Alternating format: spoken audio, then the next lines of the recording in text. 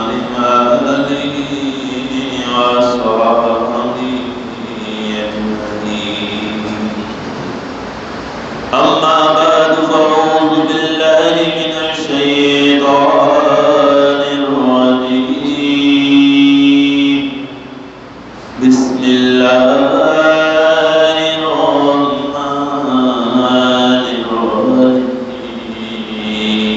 الرحيم. ألا إن أولياء الله لا خوف عليهم ولا هم يحزنون. صدق الله مولانا العظيم وبلغنا صدق رسوله النبي الأمين الكريم ونحن على ذلك لمن الشاهدين والشاكرين والحمد لله رب العالمين. سب سے پہلے آئیے آپ لوگ سب مل کر آقا نامدار جناب احمد مصطفیٰ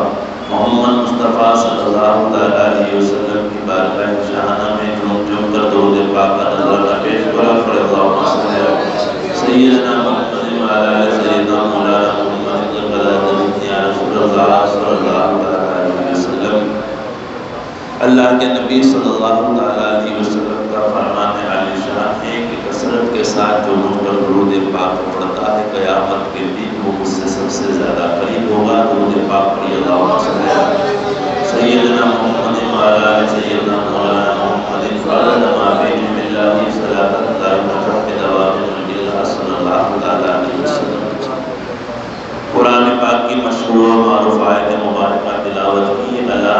ان اولیاء اللہ لا خوف علیہم ولا هم یحزنون. خبردار بے شک اللہ کے ولیوں کو نہ کسی چیز کا خوف ہے نہ کسی چیز کا غم ہے. اولیاء اللہ تبارک و تعالی اولیاء اللہ کس کو بناتا ہے؟ اولیاء کس کو بناتا ہے؟ ولی کا مطلب ہوتا ہے دوست، پیارا، ساتھی. جسے زیادہ پیار کیا جاتا ہے اسے ولی کہا جاتا ہے. اور اللہ تبارک و تعالی جسے اپنا ولی کہہ دے، اللہ تعالی جسے اپنا ولی کہہ دے وہ اللہ کا دوست ہوتا ہے، اللہ کا پیارا ہوتا ہے، اللہ کا محبوب ہوتا ہے. تو اللہ کا جو محبوب ہوتا ہے، اللہ کا جو دوست ہوتا ہے، اللہ کا جو پیارا ہوتا ہے، تو اس وقت حدیث پاک کا مفہوم یہ ہے کہ اللہ تبارک و تعالیٰ اس کے شہرک سے بھی قریب ہو جاتا ہے. یعنی کہ آنکھیں تو اس کی ہوتی ہے، دیکھنا خدا کا ہوتا ہے. ہاتھ اس کے ہوتے ہیں، کام کرنا خدا کا ہوتا ہے. زبان اس کی ہوتی ہے، بولنا خدا کا ہوتا ہے. پاؤں اس کے ہوتے ہیں، چلنا خدا کا ہوتا ہے. اس لیے کہا جاتا ہے کہ خود ہی کو کر بلند اتنا کہ ہر تقدیر سے پہلے. خود ہی کو کر بلند اتنا کہ ہر تقدیر سے پہلے. خدا خود بندے سے پوچھے بتا تیری رضا کا ہے. درود پاک پڑھی. اللہم صل علی سیدنا محمد وعلی آل سیدنا مولانا محمد وبارک وسلم. صلو علیہ صلاۃ و سلام علیہ یا رسول اللہ صلی اللہ علیہ وسلم. امت مصطفیٰ صلی اللہ علیہ وسلم کے اولیاء اللہ کے ولیوں کی باتیں بہت ہی نرالی ہے. اللہ تبارک و تعالیٰ نے بالخصوص امت مصطفیٰ کے اولیاء اللہ کو بہت بڑی وسعتیں دی ہے، بہت بڑی طاقتیں دی ہے، بہت بڑے اختیارات دیے ہیں. اب اولیاء اللہ کی جو وسعتیں ہے، طاقتیں ہے، اللہ کی نظروں میں وہ کتنے مقرب ہے، اللہ کی نظروں میں وہ کتنے محبوب ہے، قرآن پاک کے روح سے میں آج بیان کروں گا. قرآن پاک کے اندر سورہ نمل کو اٹھا لو. سورہ نمل کس کو کہتے ہیں؟ چونٹی کو کہتے ہیں، جس کو اپنی بھاشا کے اندر کیڑی کہتے ہیں. جس کو کہتے ہیں کیڑی کو، چونٹی کو کہتے ہیں. تو چونٹی کے بارے میں اللہ تعالیٰ نے قرآن پاک کے اندر پوری ایک سورہ نازل فرمائی جس کے اندر وہ چونٹی کا بھی ذکر ہے اور حضرت سلیمان علیہ السلام اور حضرت داؤد علیہ السلام کا ذکر ہے. قرآن پاک کیا کہتا ہے؟ وَلَقَدْ آتَيْنَا دَاوُودَ وَسُلَيْمَانَ عِلْمًا. یعنی کہ اللہ تعالیٰ فرماتا ہے کہ ہم نے داؤد اور حضرت سلیمان علیہ السلام کو کتاب کا علم عطا فرمایا. مفسرین نے اس آیت کے تحت یہ تفسیر لکھی ہے کہ اللہ تبارک و تعالیٰ نے حضرت داؤد علیہ السلام، حضرت سلیمان علیہ السلام کے والد محترم ہیں، وہ بھی نبی ہیں، یہ بھی نبی ہے، باپ بیٹا دونوں نبی ہیں، اللہ کے مقرب بندے ہیں۔ اللہ تبارک و تعالیٰ نے ان کو اختیار دیا کہ اگر آپ چاہو تو آپ کو سلطنت دیں، اگر آپ چاہو تو آپ کو حکومت دیں، اگر آپ چاہو تو آپ کو مالداری دیں، اور اگر آپ چاہو تو آپ کو ہم علم دیں۔ تو دونوں نے بیک زبان یہی کہا کہ اللہ تبارک و تعالیٰ ہمیں کچھ نہیں چاہیے، صرف ہمیں علم چاہیے، ہمیں علم چاہیے۔ آج کا انسان ہوتا تو کہتا مجھے اتنے کروڑ دے دو، مجھے اتنے خراب دے دو، مجھے اتنے بنگلے گاڑی دے دو، لیکن اللہ کے نبی نے جو سب سے بڑی دولت کا جو چناؤ کیا اور جو سب سے بڑی دولت جو چنی وہ کیا تھی؟ علم دین تھا، علم دین تھا۔ تو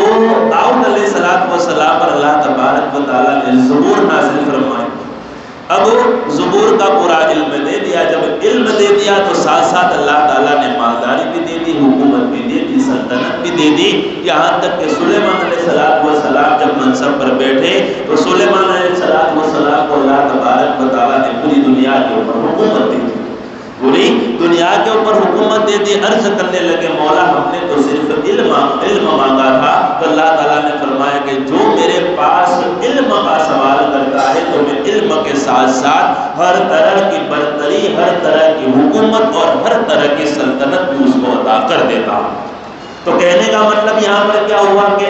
علم ایسی چیز ہے کہ اس سے سامنے چاہے دنیا کی کتنی بھی مالداریاں ہو وہ سب کی سب ہیج ہو جاتی ہے۔ آج کل کا ماحول ہے، جو علم والے ہوتے ہیں ان کو حقیر سمجھا جاتا ہے، ان کو لاغر سمجھا جاتا ہے، ان کو مجبور سمجھا جاتا ہے، حالانکہ نہیں جانتے ہیں کہ جس کے پیچھے تم نماز پڑھتے ہو اس کے سینے کے اندر اللہ کا کلام ہے،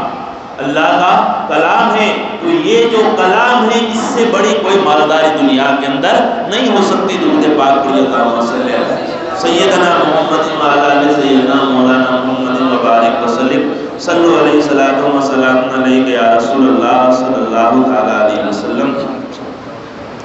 اب یہ جو حضرت سلیمان علیہ السلام کا قرآن کی روح سے جو واقعہ بیان کر رہا ہوں، تو اس واقعے کو بیان کرنے کا مقصد یہ ہے اور بتانا یہ مقصد ہے کہ اللہ تبارک و تعالیٰ نے امت مصطفیٰ صلی اللہ تعالیٰ علیہ وسلم کے اولیاء کو کتنی بڑی شان عطا فرمائی ہے۔ پہلے آپ تفسیر کے ساتھ مختصر وقت کے قاعدے کے اندر رہ کر اس واقعے کو پہلے سنیے، پھر آخر میں بتاؤں گا کہ اللہ تبارک و تعالیٰ نے حضرت سلیمان علیہ السلام کو سلطنت دی۔ آپ جب تخت پر بیٹھتے تو آپ کا تخت ہوا میں چلتا، ہوا میں آپ کا تخت اڑتا، اور جنات اور انسان اور پرندے آپ کے دربار کے اندر موجود ہوتے۔ آپ کی حکومت تھی، آپ ہوا کو حکومت دیتے تو ہوا آپ کے تخت کو اڑا دی، اور چاہے جتنا بھی آپ کو پرواز کرنا ہوتا، کیونکہ پوری دنیا کے اوپر ہر چیز کے اوپر، یہاں تک کہ سمندر کے اوپر، سمندر کے اندر جو مچھلیاں ہوتی ہیں ان کے اوپر ہر چرند پرند جانور ہر چیز ان کے تابع تھی، کیونکہ آپ کو اللہ تعالیٰ نے سب کے اوپر حکومت عطا فرمائی، سب کے اوپر اللہ تعالیٰ نے آپ کو حکومت عطا فرمائی۔ ایک مرتبہ سلیمان علیہ السلام اپنے لشکر کے ساتھ گزر رہے تھے، اب وہ وادی جس کو وادی نمل کہا جاتا ہے، وادی نمل کہا جاتا ہے، وہاں سے آپ کا گزرنا ہو رہا تھا کہ اس سے قبل کے 3 میل کے فاصلے پر آپ تھے، 3 میل کے فاصلے پر آپ تھے کہ وہاں چونٹیاں جو تھی، وہ چونٹیاں وہاں پر رہ رہی تھی، چل رہی تھی، چونٹیوں کی سردار تھی، وہ چونٹیوں کی سردار کہنے لگی کہ قالت نملۃ یا ایھا النمل ادخلوا مساکنکم، چونٹیوں کے سردار نے چونٹیوں کو کیا کہا کہ اے چونٹیوں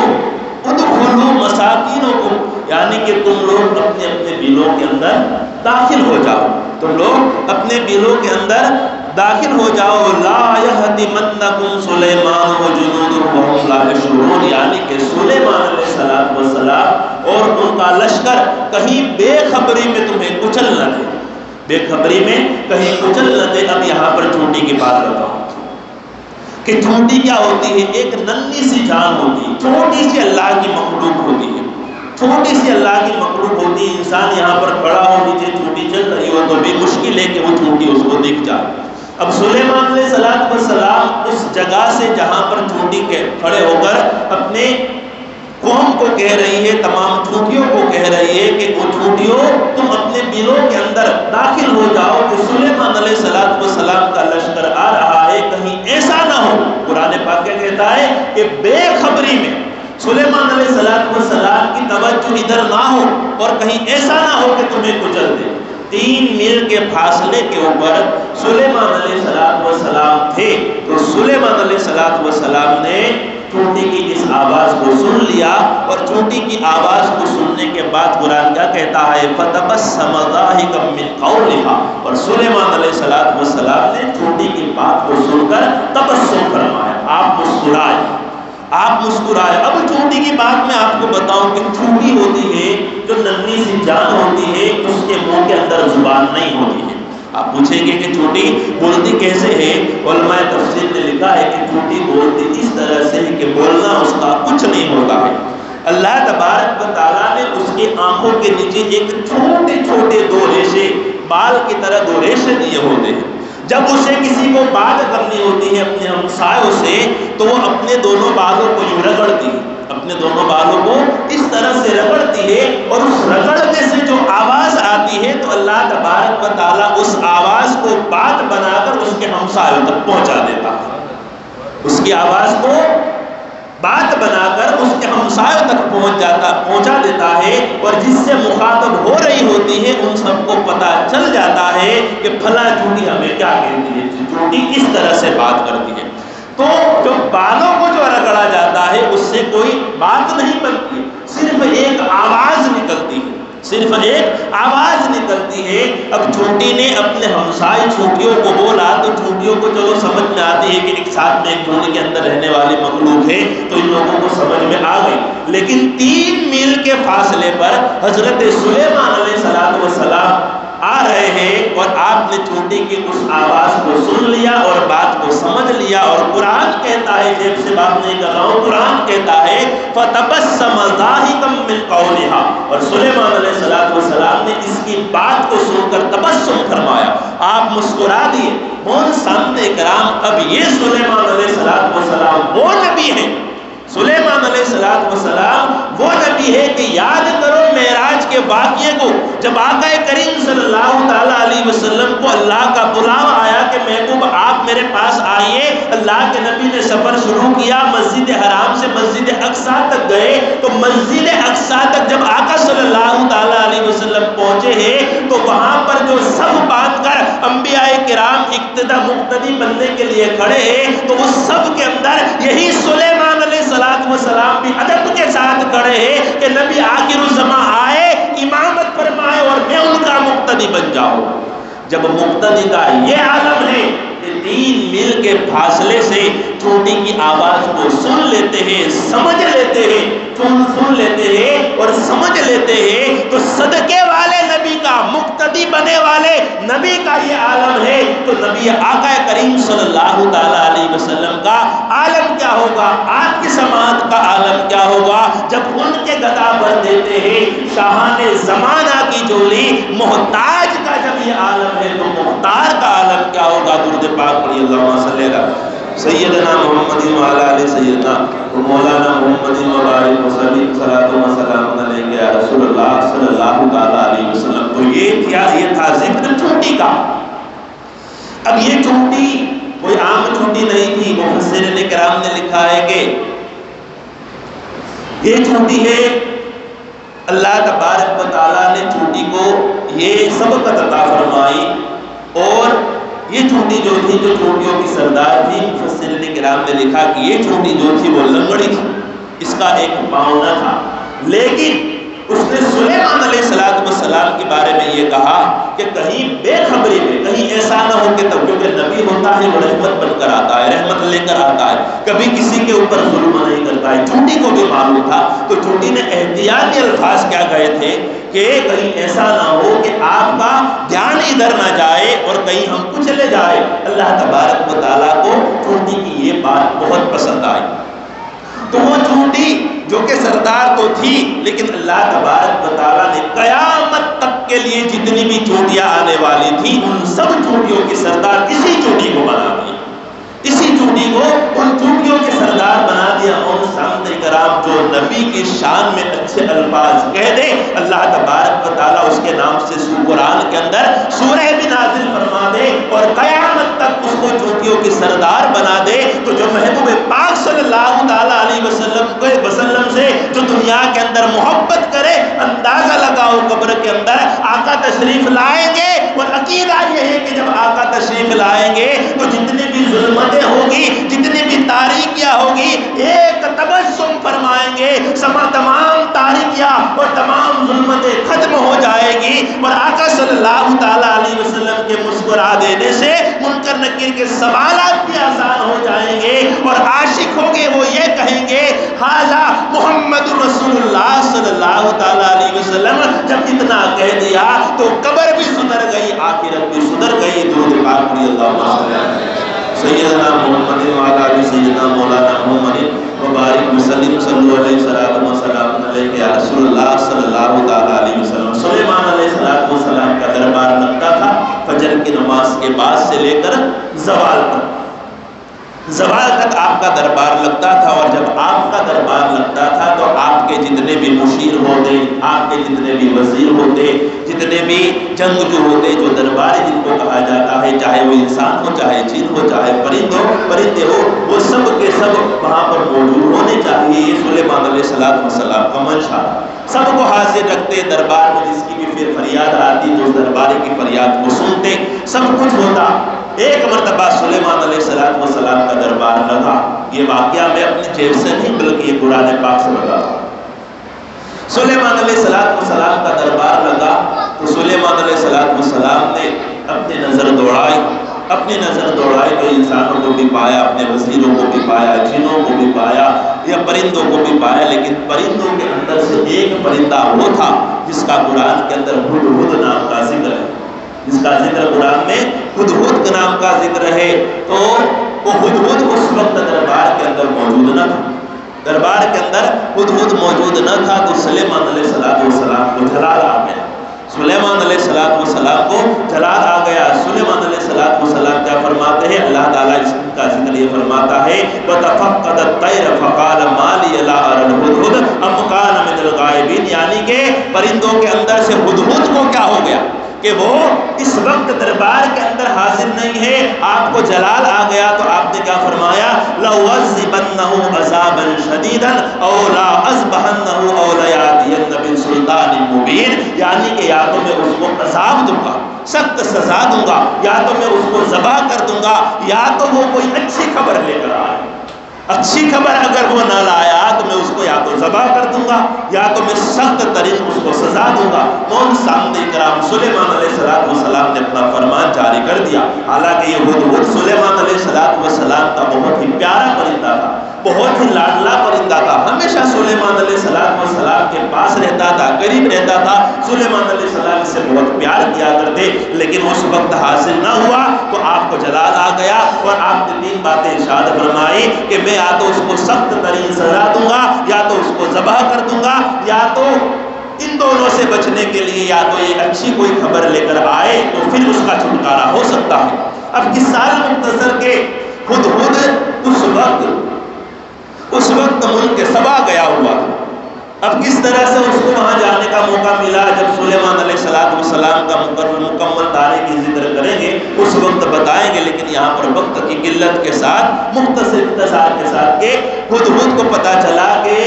ایک ملکہ ہے جس کو بلقیس کہا جاتا ہے، اللہ تعالیٰ نے اس کو بہت ہی جاہ اور عظمت دی ہے، بہت ہی جاہ عظمت دی ہے، اس کے پاس ایک تخت ہے، اس کے اوپر بیٹھتی ہے، اور سب سے بری بات یہ ہے کہ وہ تمام کے تمام لوگ سب سورج کی پوجا کرتے ہیں، سب کے سب سورج کی پوجا کرتے ہیں۔ تو ہدہد وہاں پر چلا گیا تھا اس بات کا پوری طرح سے پروگرام لینے کے لیے، جائزہ لینے کے لیے کہ معاملہ کیا ہے، آنے میں دیر ہو گئی۔ سلیمان علیہ السلام نے ادھر اعلان کر دیا کہ اگر اچھی خبر نہ لایا تو میں اسے یا تو ذبح کر دوں گا یا تو سخت سزا دوں گا۔ سلیمان علیہ السلام کے بارگاہ میں جب وہ ہدہد حاضر ہوا تو سلیمان علیہ السلام نے فرمایا کہ بتا کیوں قائم تھا؟ تو وہ ہدہد کہنے لگا کہ حضور میں آپ کو ایک ایسی خبر دینے والا ہوں کہ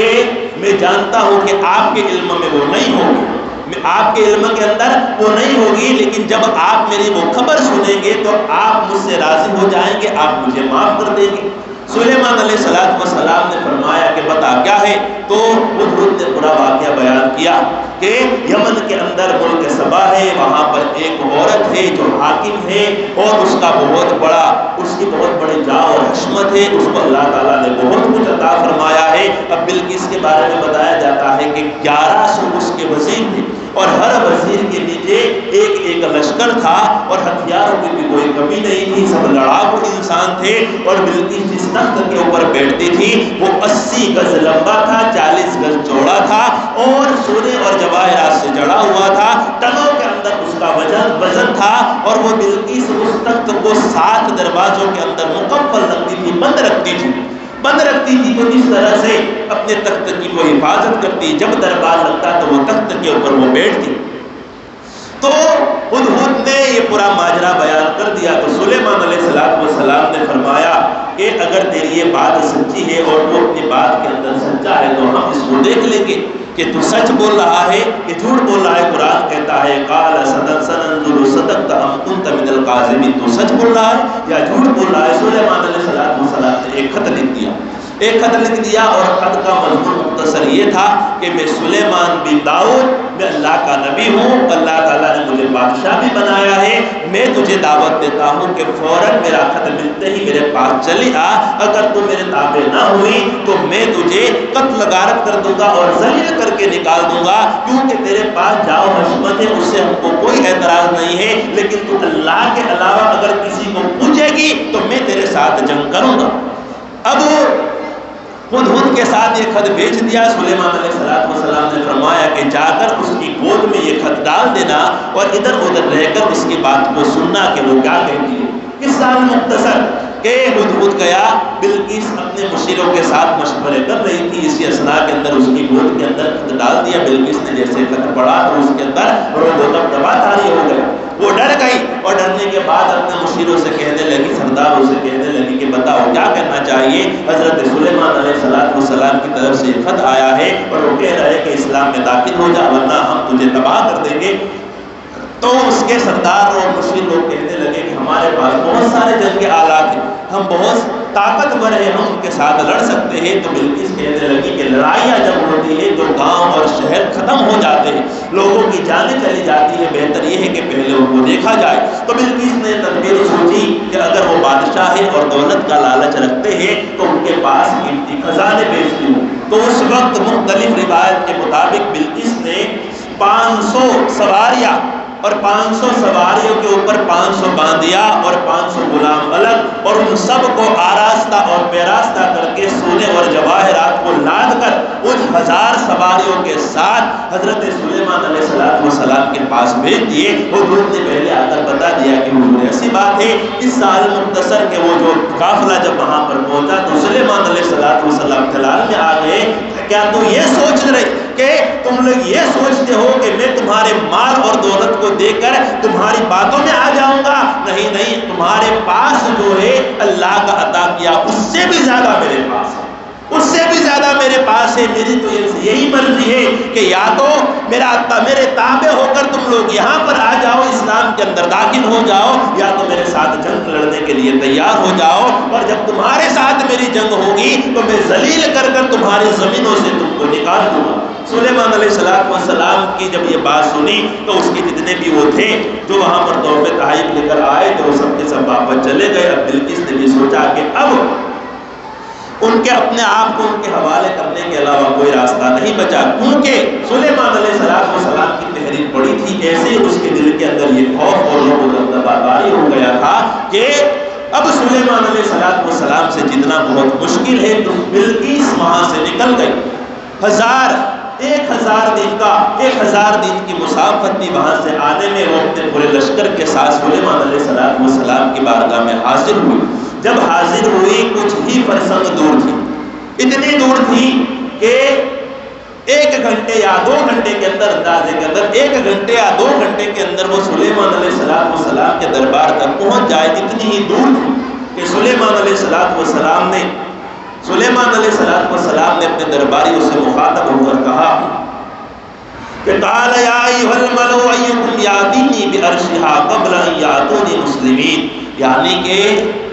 میں نے سنا ہے کہ ہدہد نے بتایا ہے کہ اس کے پاس ایک بہت بڑا تخت ہے جو 80 گز لمبا 40 گز چوڑا اور سونے جواہرات سے جڑا ہوا 7 دروازوں کے اندر بند ہے، کون ہے جو اس کے آنے سے پہلے میرے دربار کے اندر اس کے تخت کو لے آئے، اس کے تخت کو لے آئے۔ وہ سامنے کرام جب درباریوں کے اندر جب جن بھی تھے، انسان بھی تھے، پرندے بھی تھے، جب جنہوں نے آواز سنی تو ایک اندر سے اٹھا، قرآن کیا کہتا ہے، قال عفریت من الجن انا آتیک بہ قبل ان تقوم من مقامک، یعنی کہ حضرت آپ مجھے اجازت دے دیجیے کہ میں وہ تخت لے کر آتا ہوں۔ سلیمان علیہ السلام نے فرمایا کہ کتنی دیر میں لے کر آئے گا، کتنی دیر میں لے کر آئے گا؟ تو وہ جن کہنے لگا کہ حضور آپ کی مجلس برخاست ہونے سے پہلے۔ اب مفسرین کرام نے اس کے اندر بھی بہت سارے قول لکھے ہیں کہ آپ کی مجلس صبح سے لے کر دوپہر تک زوال تک لگتی تھی، تو جن کا کہنے کا مطلب یہ تھا کہ صبح سے لے کر ابھی میں جاؤں گا، آپ کی مجلس برخاست ہوگی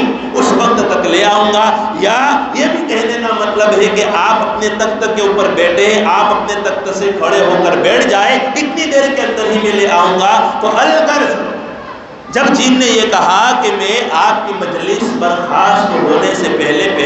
وہ تخت لے آؤں گا، تو سلیمان علیہ السلام نے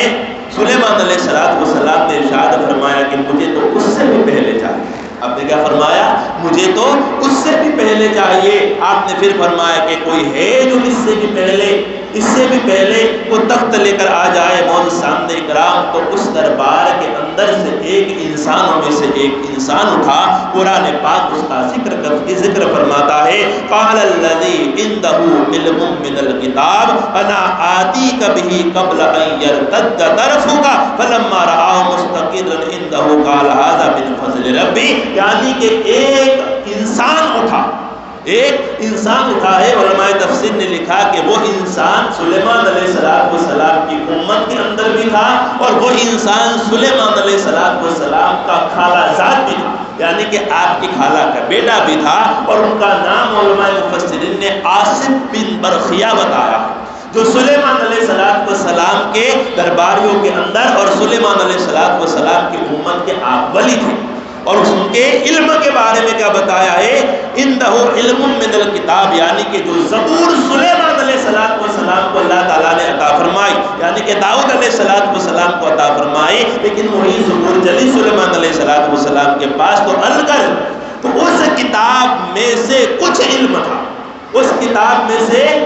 تھا، قرآن وضاحت کر رہا ہے کہ وہ جو اللہ کے ولی کھڑے ہوئے ان کے پاس کتنا علم تھا۔ تو قرآن صاف الفاظ میں کیا کہتا ہے؟ علم من الکتاب، عنده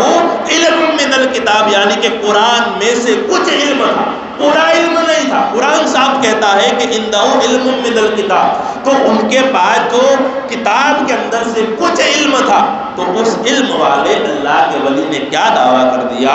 انا آتیک بہ قبل ان یرتد الیک طرفک، یعنی کہ حضرت سلیمان علیہ السلام آپ کی پلک جھپکنے سے پہلے بلقیس کا تخت میں یہاں پر لے کر آؤں گا۔ سلیمان علیہ السلام کے درباری میں سے آپ کی امت کے ولی نے کیا دعویٰ کر دیا کہ آپ اپنی پلک جھپکیں گے نہیں، پلک جھپکنا بند پورا نہیں ہوگا، اس سے پہلے میں وہ تخت لے کر آ جاؤں گا۔ سلیمان علیہ السلام نے اجازت دے دی، پلک جھپکی ہی ہے کہ وہ سامنے تخت آپ کے دربار میں پڑا ہوا ہے۔ موت سامنے کرام جب سلیمان علیہ السلام نے اس بلقیس کے تخت کو دیکھ لیا، تو سلیمان علیہ السلام نے کیا فرمایا؟ قرآن کہتا ہے قال ھذا من فضل ربی، یہ میرے رب کا فضل ہے، یہ قرآن کہتا ہے۔ موت سامنے کرام سوچنے کی بات ہے، 1000 دن کی مسافت، 1000 کلومیٹر سمجھ لو، 1000 کلومیٹر کی مسافت ہے، اور بلقیس نے اپنا جو تخت سجایا ہے 7 دروازوں کے اندر، ایک کمرے کے اندر بند کیا ہے تالا بند، دوسرے کمرہ بنایا ہے اس کا بھی تالا بند، تیسرا یہاں تک کے 7، اور 7 دروازوں کے اوپر پہرے دار رکھے ہیں کہ ایک دروازہ ٹوٹے تو دوسرے دروازہ ٹوٹنے تک وہ بس سپاہی آ جائے اور میرے تخت کی حفاظت ہو جائے۔ اب اتنا ہی نہیں، چلو تالے ٹوٹ بھی گئے تو تخت کا وزن کتنا ہوگا اندازہ لگائیے کہ 80 گز، ایک گز میں 2.5 فٹ ہوتا ہے، اندازہ لگا دو کتنا اونچا ہوا، اور 40 گز چوڑا، اور اس کے علاوہ سونے جواہرات اور ہر دنیا کی دولت اس کے اوپر جڑی ہوئی ہے، اتنا قیمتی اور اتنا وزنی کہ آج کے اگر 200 انسان بھی اس کو دھکا لگانا چاہے تو بھی اس کو نہیں لگا سکتے۔ لیکن اس انسان نے جو سلیمان علیہ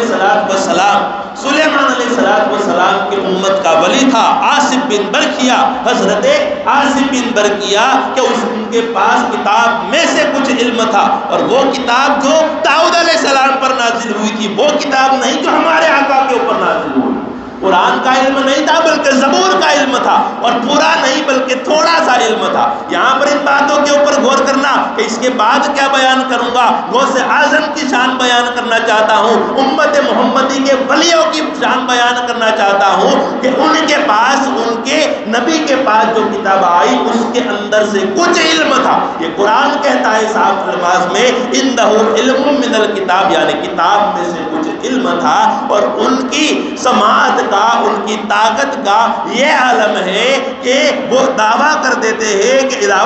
ہیں انا آتی کبھی قبل ان یرتد الیک طرفک، یعنی کہ آپ کے پلک جھپکنے سے پہلے میں وہ تخت آپ کے دربار میں لا کر رکھ دوں گا۔ اور سامنے کرام جیسے سلیمان علیہ السلام نے اجازت دی وہ تخت لے آئے، سلیمان علیہ السلام نے فرمایا ھذا من فضل ربی، یہ میرے رب کا فضل ہے۔ اور سامنے کرام بنی اسرائیل کے نبی کے امت کے ولی کا یہ عالم ہے کہ 1000 میل دور جو تخت ہے، جو اتنا وزنی ہے، 7 تالوں کے اندر قید کیا ہوا ہے، اتنا وزنی ہے کہ کوئی اس کو دھکا بھی نہیں لگا سکتا ہے، ایک پلک جھپکنے سے پہلے وہ سلیمان علیہ السلام کے امتی کا یہ عالم ہے کہ پلک جھپکنے سے پہلے 1000 میل سے وہ تخت لا کر سلیمان علیہ السلام نے سامنے لا کر رکھ دیا۔ تو اگر آج ہم کہیں کہ 12 سال سے ڈوبی ہوئی کشتی تھی جو غوث پاک رضی اللہ تعالیٰ عنہ نے ایک ہاتھ سے تیرا دی، اور جتنے بھی اندر مر گئے تھے وہ سب بھی زندہ ہو گئے، تو اس میں کون سی تعجب کی بات ہے؟ یہ تو ہمیں قرآن سے ثبوت ملتا ہے۔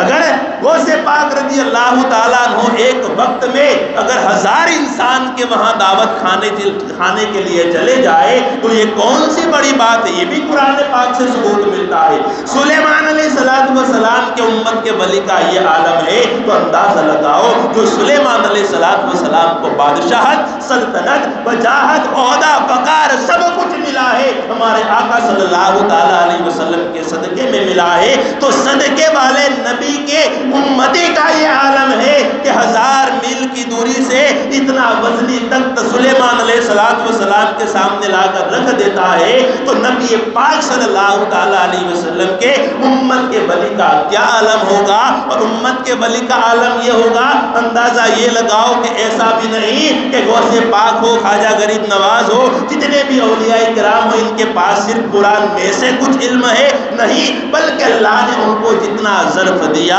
اتنا انہوں نے قرآن کا علم حاصل کر لیا، تو ان کے پاس تو بہت سارا علم ہے، اور وہ بھی ایسی کتاب کا علم ہے جو لا ریب ہے، اور اس کتاب جیسی دنیا کے اندر کوئی کتاب نہیں ہے، اس کتاب کا علم ہے، اور یہ کتاب جس کے اوپر نازل ہوئی ایسا روز اول سے لے کر روز آخر تک نہ کوئی آیا ہے، نہ آئے گا، نہ آ سکتا ہے۔ تو اندازہ لگاؤ امت مصطفیٰ صلی اللہ تعالیٰ علیہ وسلم کے ولی کا کیا عالم ہوگا جب ان کے گدا بھر دیتے ہیں شاہان زمانہ کی جولی، محتاج کا جب یہ عالم ہے، مختار کا عالم کیا ہوگا؟ اللہ تبارک و تعالی ہم سب کو اللہ کے ولیوں سے محبت کرنے کی توفیق عطا فرمائے۔ وما علینا الا البلاغ۔